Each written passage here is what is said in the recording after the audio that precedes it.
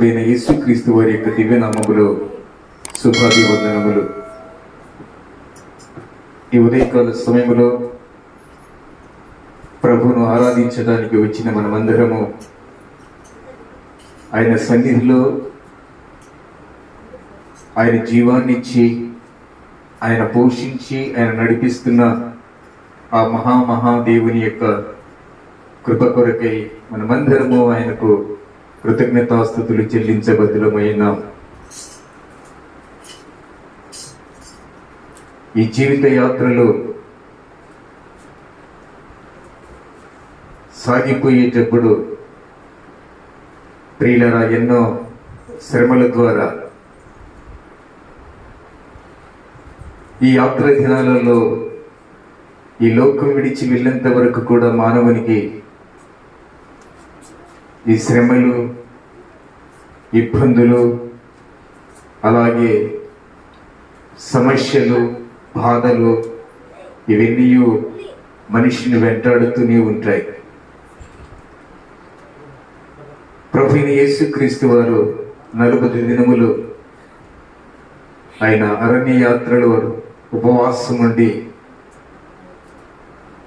30 సంవత్సరములు తండ్రికి విధేయుడై, తల్లికి విధేయుడై, తల్లిదండ్రులకి చేదోడుగా ఉంటూ ఆ 30 సంవత్సరములు దాటిన తర్వాత తండ్రి యొక్క పనుల మీద దేవుని చిత్తాన్ని నెరవేర్చడానికి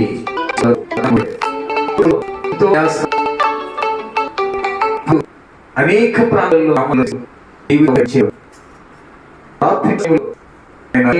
ప్రార్థించేవాడు. పగలు దేవుని వాక్యాన్ని ప్రకటించేవాడు, రాత్రి ప్రార్థించేవాడు.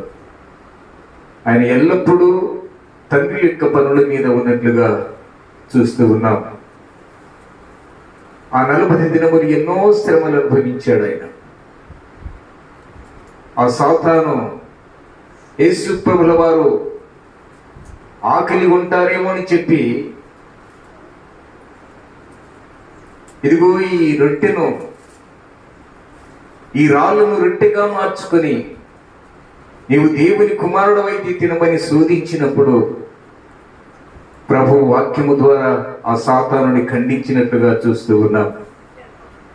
ఈ రోజు కూడా దేవుని నమ్ముకున్న ప్రతి బిడ్డలు కూడా ప్రియులారా, శ్రమలు, కలలు, ఇబ్బందులు ఇవన్నీ మనుషులను వెంటాడుతూనే ఉంటాయి.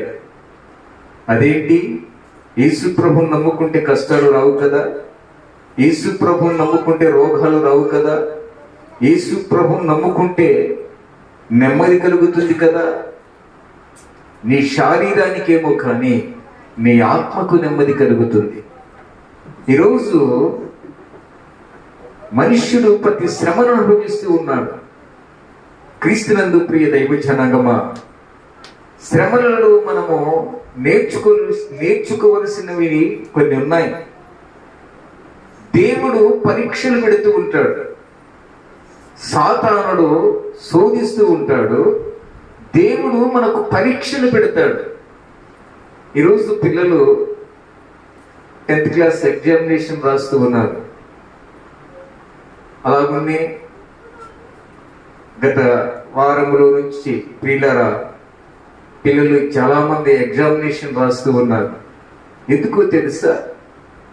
ఉత్తీర్ణులై పైమెట్ ఎక్కడానికి.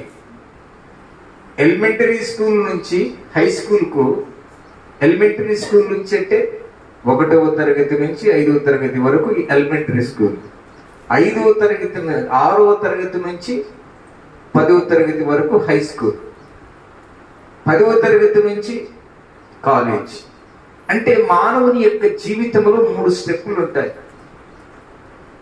మానవునికి 3 భాగాలుగా విభజించాడు.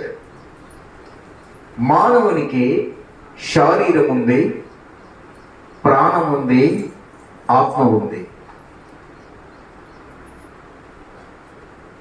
ఈ పరీక్షలో ఎన్ని మెట్లు ఎక్కాలి?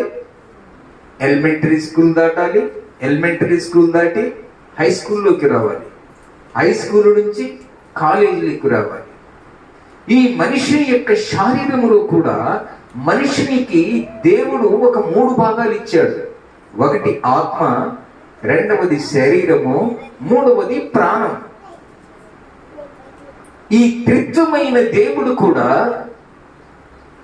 తండ్రి, కుమారుడు, పరిశుద్ధాత్ముడు. ఎన్ని భాగాలు అయిపోయినాయి? 3. అంటే ఈ 3 కలిసి త్రిత్వం ఒక్కడే. ఈరోజు నీ శరీరం ఉంది, నీ శరీరములో ప్రాణం ఉంది, నీ ప్రాణములో ఆత్మ ఉంది. మనిషి మాత్రము ఒక్కడా ముగ్గురా? ఒక్కడా కాదా? ఒక్కడే. జాగ్రత్తగా వినండి వాక్యాన్ని ప్రియులారా. శరీరములో 3 భాగాలు ఉన్నట్లు ఒక విద్యార్థి పై చదువులకు వెళ్ళాలంటే elementary school, high school, college, ఈ 3 భాగాలుగా. అందుకే ఈ ప్రపంచాన్ని నిర్మాణములో తండ్రి, కుమారుడు, పరిశుద్ధాత్ముడు వారు 3 వేరు కాదు, ఒక్కరే. త్రిత్వమైన దేవుడు 3 భాగాలుగా వర్ణిస్తున్నాం. ఇప్పుడు మనిషినికి ఎన్ని భాగాలు ఉన్నాయి? శరీరము, ఆత్మ, ప్రాణం. ఈ ఆత్మ ఎప్పుడైతే విడిచిపోతుందో ప్రాణము ఘన పదార్థము, వాయు పదార్థము, ద్రవ పదార్థము అంటారు. ఘన పదార్థము అంటే శరీరము, ద్రవ పదార్థం అంటే రక్తము, వాయు పదార్థము అంటే ఆత్మ. అర్థమైంది ఈ 3 మాటలు? ఘన పదార్థము అంటే శరీరము, ద్రవ పదార్థం అంటే రక్తము, ప్రాణము, వాయు పదార్థము అంటే ఆత్మ. ఆత్మ ఎలా ఉంటుందట? ఆత్మ దేవుడు గనుక ఆయనను ఆరాధించువారు ఆత్మతోనూ సత్యముతోనూ ఆరాధించాలి. ఈ ఆత్మ దేవుని యొక్క ఈ దేవాలయం అనే శరీరములో దేవుడు అమర్చి ఉన్నాడు. అంటే ఈ ఆత్మను దేవాలయం అనే ఆలయములో అమర్చి ఉన్నాడు మానవుని యొక్క శరీరములో. ఇప్పుడు మనుష్యుడు చనిపోతే, ఆత్మ వెళ్ళిపోతే, ఆ వాయు పదార్థము ఎప్పుడైతే వెళ్తూ ఉందో ఈ శరీరము కట్టి కాల్చి శ్మశానములో బూడిద చేస్తారు. దీనికి విలువ లేదు. అంటే మనిషిని యొక్క దేహములో, మనిషిని యొక్క శరీరములో ఆత్మ ఎప్పుడైతే ఉంటుందో ఆ అక్క, ఆ అన్న, ఆ అమ్మ, నాన్న, చెల్లి, ఇక్కడ రక్త సంబంధాలు కలిపి మనం మాట్లాడుకుంటాం. ఆత్మ ఎప్పుడైతే వేరైపోతుందో దాన్ని ఏమంటారు? ఏమరా 3 దినాలైంది సచ్చి వాసన పెడుతున్నాడు, పారేయకూడదా? శవం అంటారు, పార్థివ దేహం అంటారు. ఎప్పుడు ఈ మనుషునికి విలువ? ఆత్మ ఉన్నంత కాలమే. దేవుడు మనకు ఆత్మను అనుగ్రహించాడు. నరుని యొక్క జీవము అంటే నాసికారంధ్రములో దేవుడు జీవవాయువును ఊదగా మనుష్యుడు జీవాత్మాయను, అంటే దేవుని యొక్క ఆత్మ మనలో ఉంది. ఎప్పుడైతే మనుష్యుడు ఈ లోక యాత్ర ముగించుకొని ఈ శరీరములో నుంచి ఆత్మ వేరే వాయు పదార్థమైన ఈ ఆత్మ ఎప్పుడైతే వెళ్ళిపోతుందో, గాలిలో కలిసిపోతుందో, ఆ గాలిలో కలిసిపోయి ఎక్కడికి వెళుతుంది?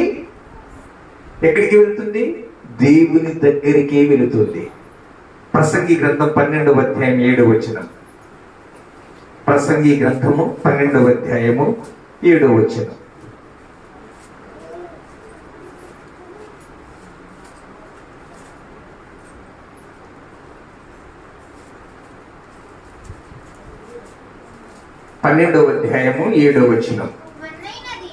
మన్నైనది వెలుపటి వలనే మరలా భూమికి చేరును, ఆత్మ దానిని దయచేయుచున్న దేవుని యొద్దకు.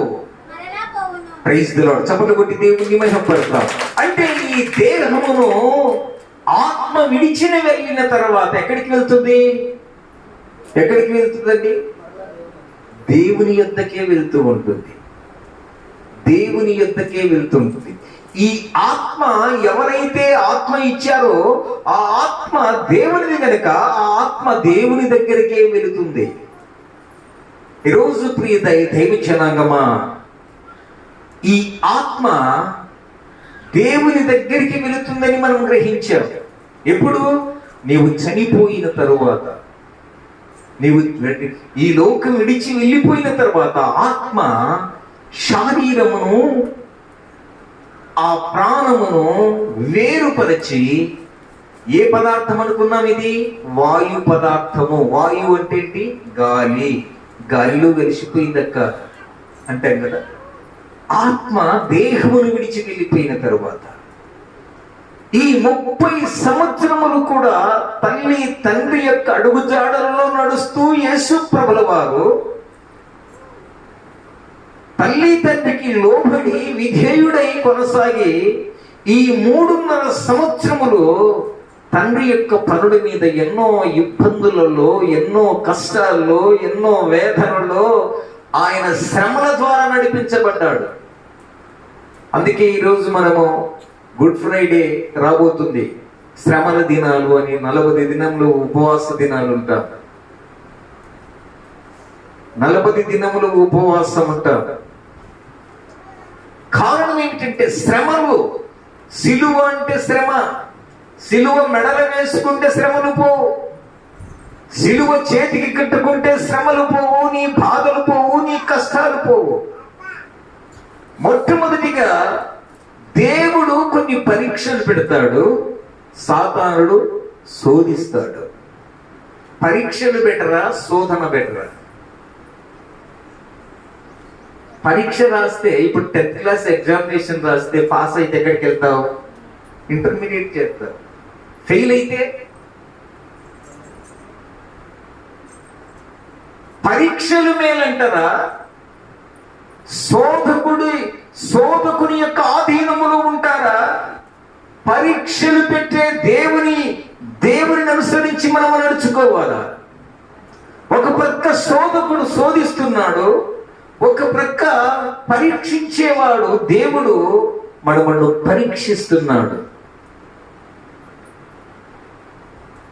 క్రీస్తునందు ప్రియ దైవ జనాంగమా, ఈరోజు దేవుని యొక్క వాక్యములో కొన్ని పరీక్షలు ఉంటాయి. ఈ పరీక్షల్లో మనము పరీక్షలు రాసి పాస్ కావాలి. దేవుడు ఎందుకు ఇన్ని కష్టాలు పెడుతున్నారు అంటే, ఈరోజు ప్రియులారా, ఆ పరీక్షలు ఏంటో మనం నేర్చుకోవాలి. రోమీలకు రాసిన పత్రిక 5వ అధ్యాయము 1వ వచనం నుంచి 3 వచనాలు చదువుకుందాం. రోమీలకు రాసిన పత్రిక 5వ అధ్యాయము 1వ వచనం నుంచి. కాబట్టి విశ్వాస మూలమున మనము నీతిమంతులుగా తీర్చబడి మన ప్రభువైన యేసుక్రీస్తు ద్వారా దేవునితో సమాధానము కలిగి ఉందము.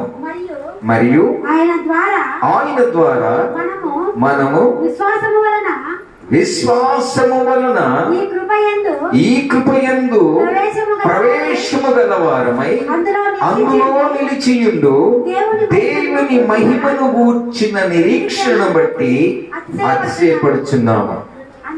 అంతేకాదు శ్రమ, ఇక్కడ నేర్చుకోనండి. శ్రమ ఓర్పును, ఓర్పు పరీక్షను, పరీక్ష నిరీక్షణను కలుగజేయునని ఎరిగి శ్రమల యందు అతిశయపడుదుము. Praise the lord. శ్రమ యందు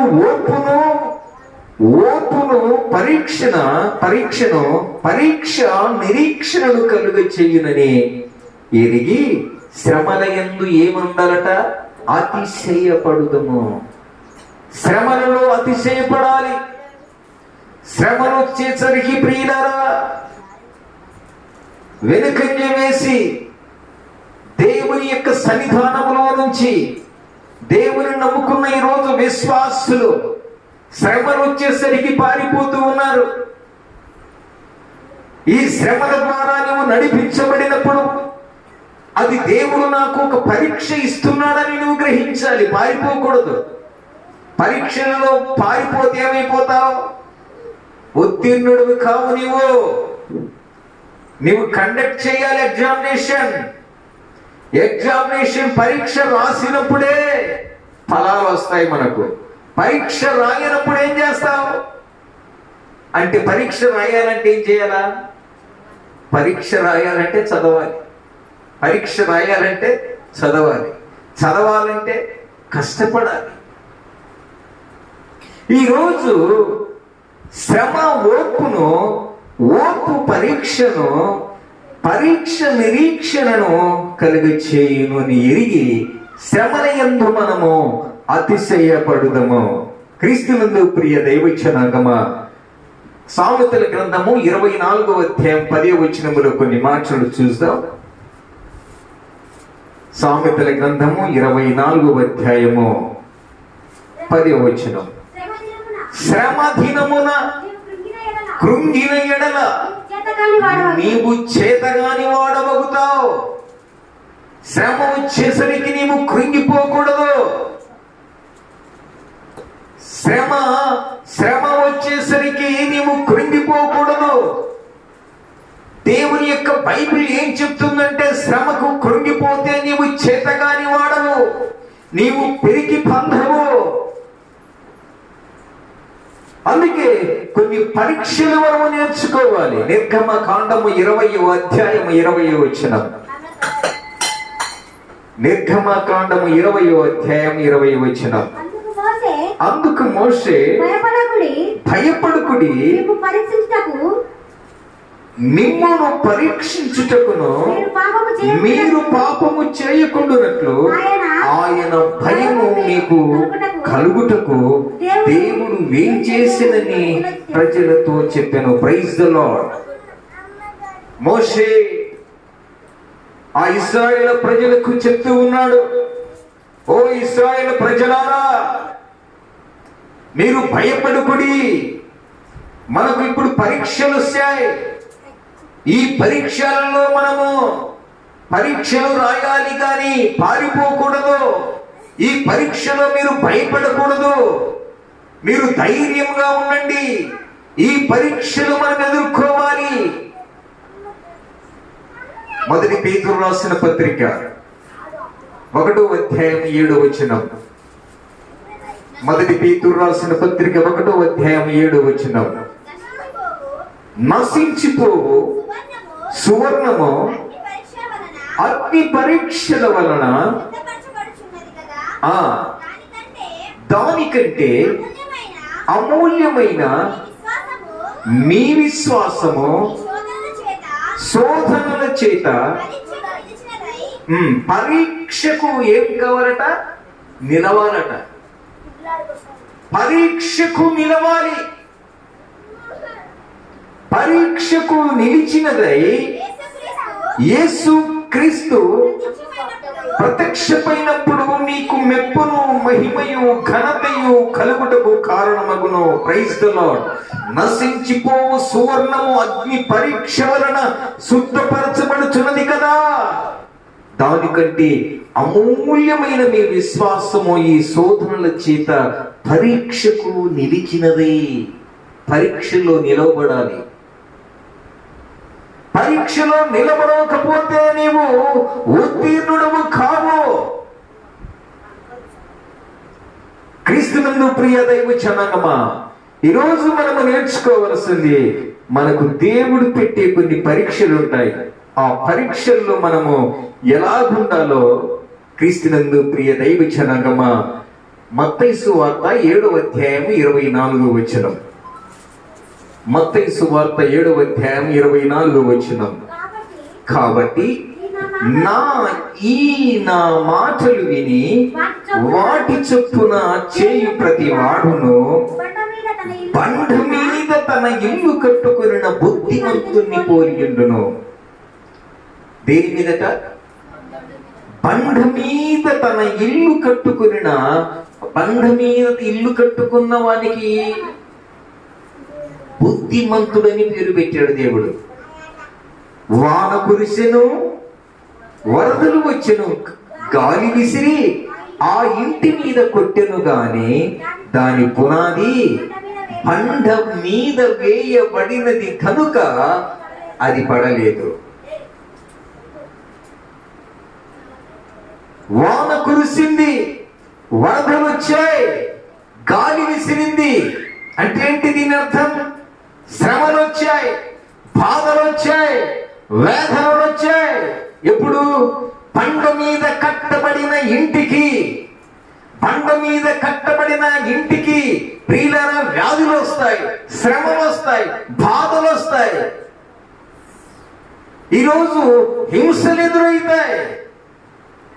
కొందరంట దేవుణ్ణి నమ్ముకుంటే మీకేంటమ్మ కష్టాలు, మీకు రావు కదా అంటే మనుషులం కదా. మనుషులమే. ఈ శారీరముతో ఈ భూమి మీద ఉన్నంత కాలము ప్రియులారా మనిషినికి శ్రమలు అనేది, బాధలు అనేది వస్తూనే ఉంటాయి. ఇక్కడ అంటున్న ఈ మాట ఏమిటంటే బండ మీద కట్టబడిన ఇల్లు బుద్ధిమంతుణ్ణి పోలియుండును అంట. అంటే బండ మీద కట్టుకుంటే వానలు రావా? బండ మీద కట్టుకుంటే వరదలు రావా? బండ మీద కట్టుకున్న ఇల్లు గాలి రాదా? వరదలు వస్తాయి, ఇంటిని తడుపుతాయి. గాలి వస్తుంది, ఆ గాలిని బలమైన గాలి ఆ ఇంటి మీద కొట్టబడుతూ ఉంటుంది. వరదలు వస్తాయి, వానలు వస్తాయి. వానలు తడుస్తుందా? తడవదా? తడుస్తుంది. కానీ ప్రియులారా దాని పునాది దేని మీద కట్టబడి ఉన్నదట? బండ మీద కట్టబడి ఉన్నది. బండ మీద కట్టబడిన ఇల్లు ఇప్పుడు వానలు వచ్చినా, వరదలు వచ్చినా కానీ, గాలి విసిరిన కానీ ఆ ఇల్లు ఏమైపోలేదట? పడలేదు. 25వ వచనం, 26వ వచనం. మరియు ఈ నా మాటలు విని వాటి చొప్పున చేయని ప్రతివాడు ఇసుక మీద తన ఇల్లు కట్టుకున్న బుద్ధిహీనుని పోలియుండును. వాన కురిసెను, వరదలు వచ్చెను, గాలి విసిరి ఆ ఇంటి మీద కొట్టెను, అప్పుడు అది కూలబడెను. ఇక్కడ 24వ వచనములో బండ మీద కట్టబడిన ఇల్లు, 25వ వచనములో అది పడలేదు అంటాడు. 26వ వచనములు అంటాడు ఇసుక మీద కట్టబడిన ఇల్లు అది కూలబడిపోయెను. అంటే బండ మీద కట్టబడిన ఇంటికి వరదలు రాలేదా? వరదలు వచ్చాయి. వాన కురవలేదా? వానలు కురిశాయి. గాలి విసిరలేదా? విసిరే. అయినా కానీ ఆ ఇల్లు పడలేదు. ఎందుకు అంటే యేసు క్రీస్తు అనే బండ మీద ఆ ఇల్లు కట్టబడింది గనక, ఆ పునాది మీద కట్టబడింది గనక అది పడలేదు.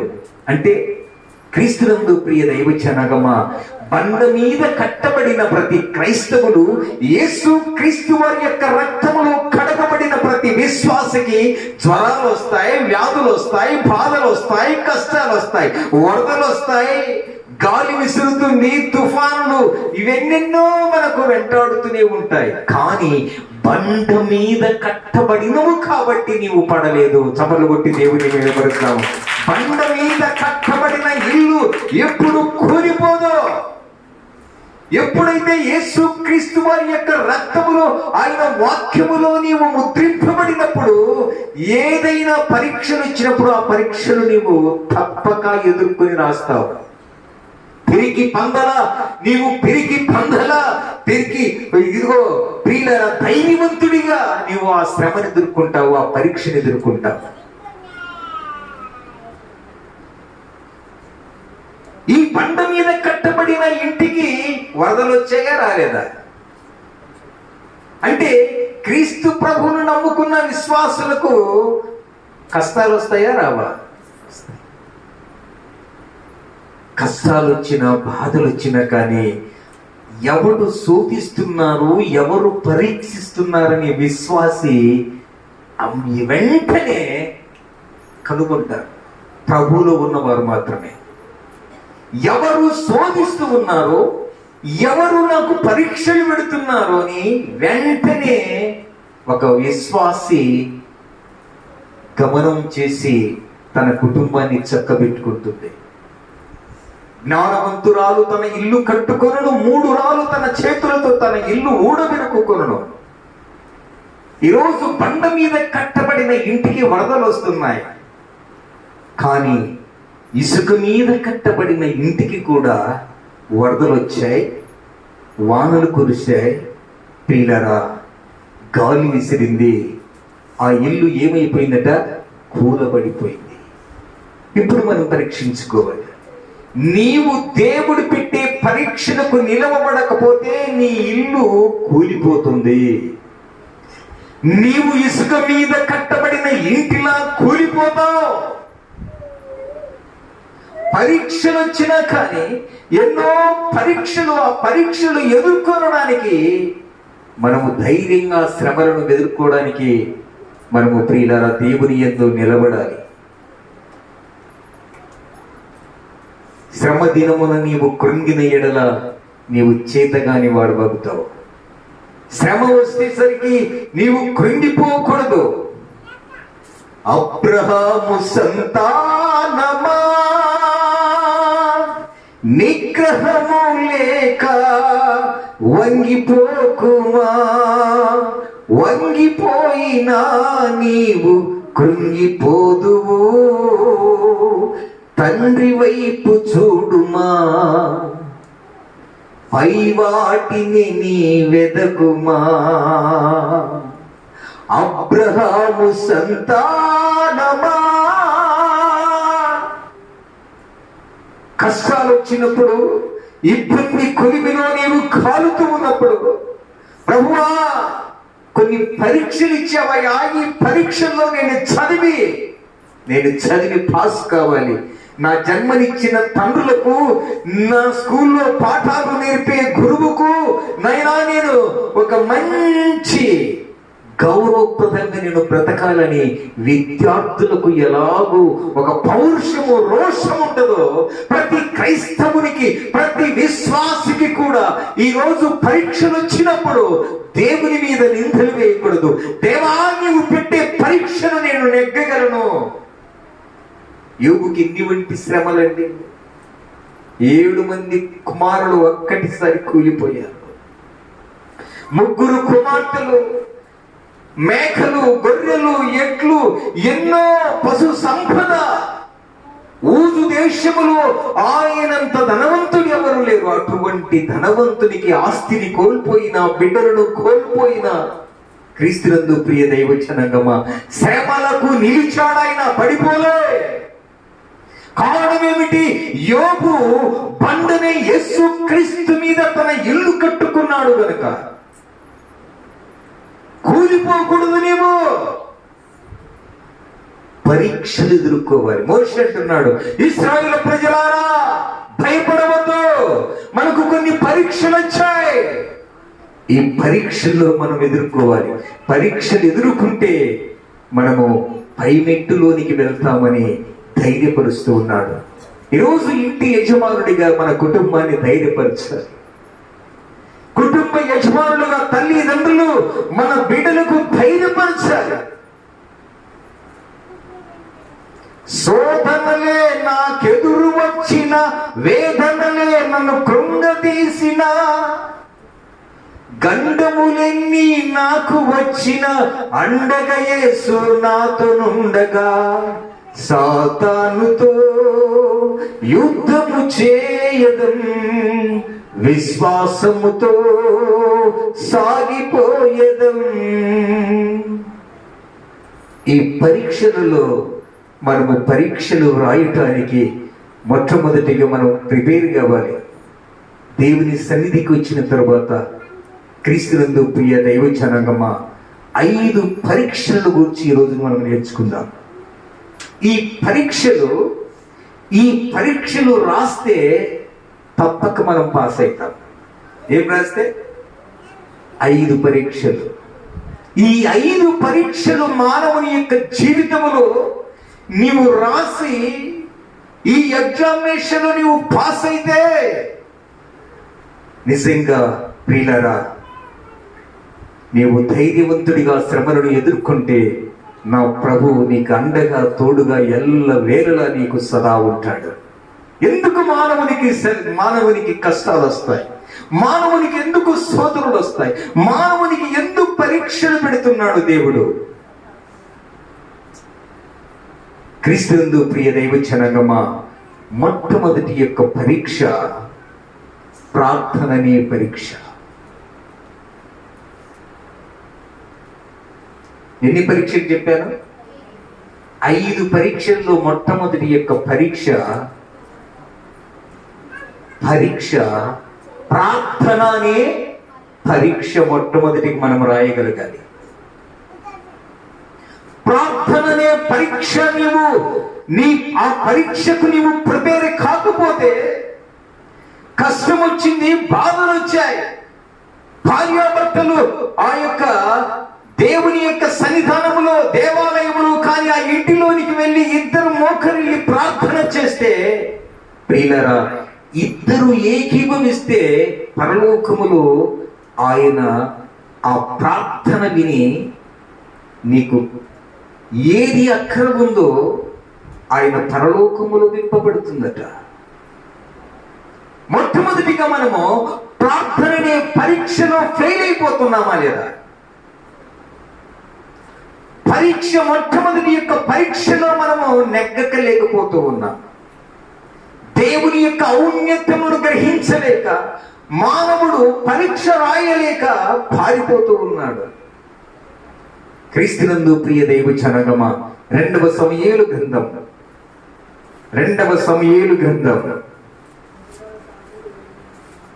22వ అధ్యాయము 7వ వచనం.